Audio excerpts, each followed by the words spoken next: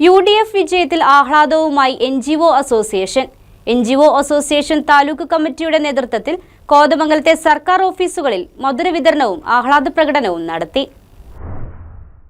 സംസ്ഥാനത്ത് UDFന് അത്യുജ്വല വിജയം സമ്മാനിച്ച കേരള ജനതയ്ക്ക് അഭിവാദ്യങ്ങൾ അർപ്പിച്ചാണ് NGO അസോസിയേഷൻ താലൂക്ക് കമ്മിറ്റിയുടെ നേതൃത്വത്തിൽ കോതമംഗലത്തെ സർക്കാർ ഓഫീസുകളിൽ മധുര വിതരണവും ആഹ്ലാദ പ്രകടനവും നടത്തിയത്. ജനാധിപത്യത്തിന്റെ മടങ്ങിവരവാണ് ഇതെന്ന് പ്രകടനത്തെ അഭിസംബോധന ചെയ്തുകൊണ്ട് നേതാക്കൾ പറഞ്ഞു.